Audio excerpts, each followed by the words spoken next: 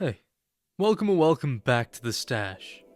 Before they were the Sinister Six, they were legends in the making, each with their own origin, each with their own battle against Spider-Man. And so I welcome you to the Sinister Saga, a brand new series where we trace the origins of Spider-Man's most dangerous team of villains, the Sinister Six. And today, we start with the one who led them.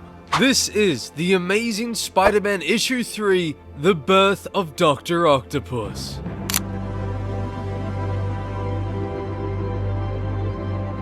So our story begins right outside a lonely warehouse in the dead of night, with three robbers deciding to make the most of the situation as they attempt to steal a safe. But then, suddenly, the symbol that's been terrorizing the criminal world for months now shines forth and appears. For it's none other than the Amazing Spider-Man. He leaps down among the thieves and within an instant disposes them all, leaving them carefully gift-wrapped for New York's finest.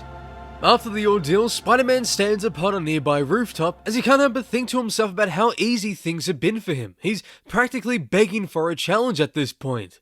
But little does he know, fate will soon grant his wish. For at that moment, on the outskirts of town at the Atomic Research Center, one man's life is about to be changed forever. His name, Otto Octavius. But thanks to the contraption he uses, men who know Otto only refer to him as Doctor Octopus. His metal arms allow him to conduct experiments that would otherwise be impossible to commence, making him the master of radiation. The nuclear experiment proceeds. Otto goes to work fast, showing off his brilliance, but nothing is ever perfect, not even the projects of Otto Octavius. And so, as the unsuspecting atomic genius continues his work, the radiation meter within the facility begins to go haywire. One of the scientists tries to sound the alarm, but without warning, the great Otto Octavius is caught within an incredible explosion. After a while, the flames and smoke have finally partially cleared, allowing Otto's unconscious body to have been found. His life now rests in the hands of fate, and as the hours pass, the doctors run extensive tests on Octavius.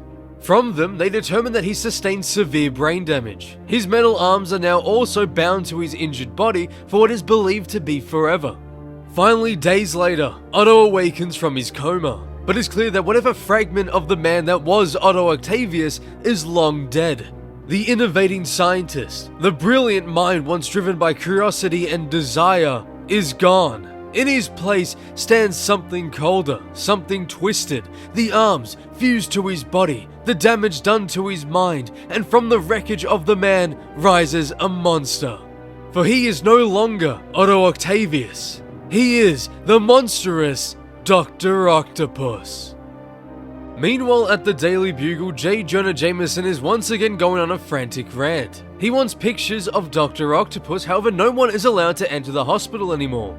Unbeknown to the world that it's because Doc Ock has taken complete control over the building. JJJ's best men have failed to get the pictures, but that won't stop the newly hired Peter Parker from giving it his best shot. Mere moments later, the Amazing Spider-Man is at his destination. The place is quiet, too quiet, and so naturally the wall crawler using his uncanny abilities jumps the brick wall enclosing the building and climbs his way up the side of the hospital. Once again, he wishes for some competition within his crime-fighting activities. But little does the webhead know, he's about to be in for the fight of his life. Seconds later, he reaches the window and is shocked by just the sight of the contraption which gives Doctor Octopus his rightful name. He continues to observe his newly found foe as he stands within the room, doing anything he so pleases. It's clear to Spidey that the good doctor has lost his mind. Still though, he watches. Then foolishly, one of the captors dares to speak against Doctor Octopus. Otto within an instant lashes out, holding the man high in the air as he threatens his very life. And so without wasting any more time, the sensational Spider-Man makes a dramatic entrance. The two stand poised for only a moment, until Doc Ock makes the first move.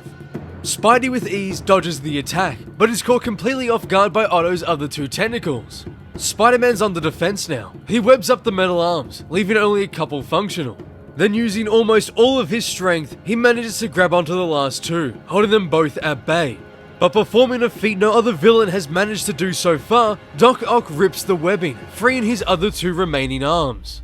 Spider-Man is in big trouble now. He's been completely outplayed, leaving himself at the mercy of the menacing Doctor Octopus. Doc Ock embarrasses the webhead, humiliating him in ways no other foe has been capable of. Until, finally, after deeming him not even a threat, Otto throws Spider-Man's helpless, defeated body out of the window. He slowly regains himself, but his mental state is utterly ruined. He lost. Not only did he lose, but he never stood a chance. Doc Ock could have ended him if it pleased him so.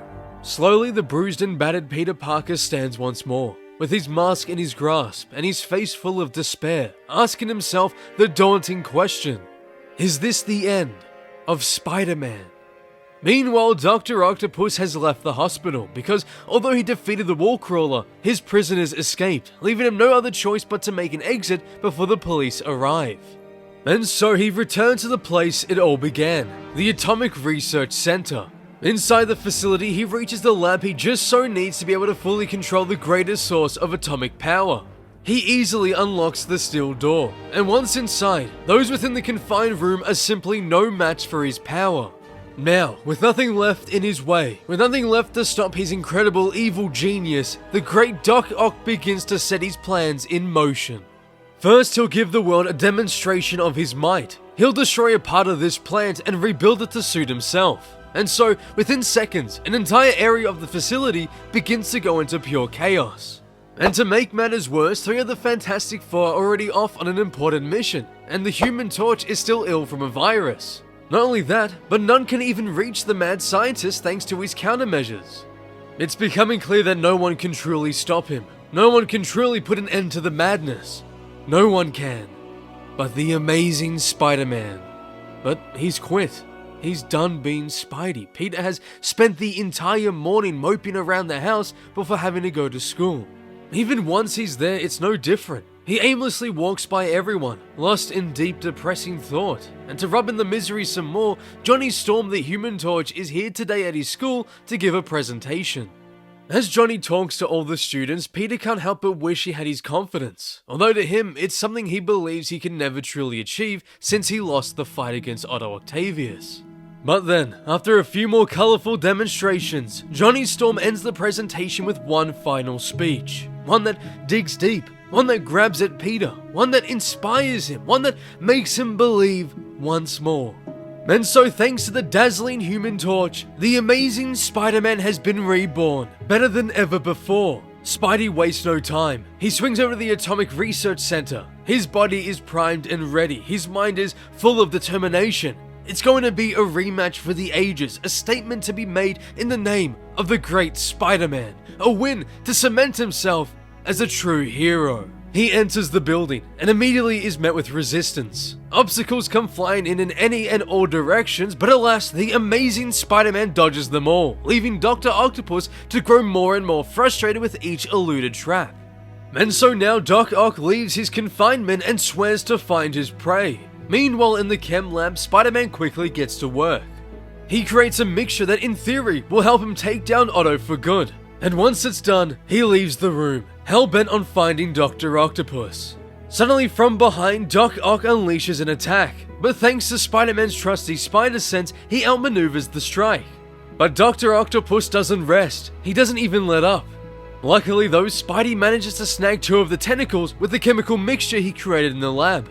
He then rushes out of the way and creates some vital distance. Doc Ock tries desperately to break out of the chemical substance, but is completely fused to his metal arms. But it's no matter, he thinks, for he still has 2 left. And so slowly, menacingly, Doctor Octopus forces the wall crawler back against the wall, blocking each web shot with his swiftly moving arms. Until, moving like a man possessed, Spider-Man whips his legs around one of Doc Ock's tentacles, all the while he seizes the other free arm with both of his powerful hands. Then, before Doctor Octopus can make another move, the amazing Spider-Man shoots a web straight at his foe's face. Doc Ock immediately panics, but while he desperately tries to remove the webbing, his tentacles begin to reel Spider-Man in closer. Finally, he rips off his glasses and begins to strike at the wall crawler. It's now or never for Spider-Man. He must make his move and make it fast. Suddenly, Spidey lets go of Doc Ock's arms, and at the same instant, lashes out with a smashing right hook. And using only one incredible punch, the amazing Spider-Man now stands victorious over his unconscious enemy.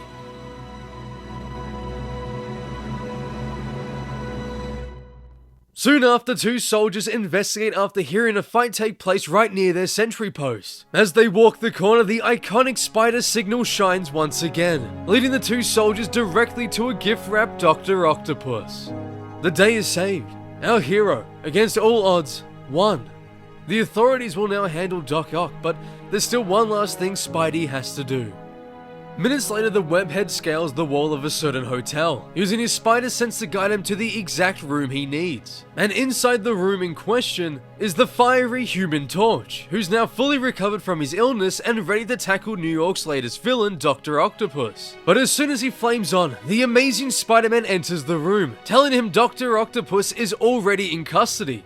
And much to Johnny's surprise, Spidey gives him the credit. He even thanks Storm, because if not for him, then Spider-Man might have been finished too. And then, within an instant, Spidey says his goodbyes and swings off into the distance, leaving Johnny Storm completely bewildered.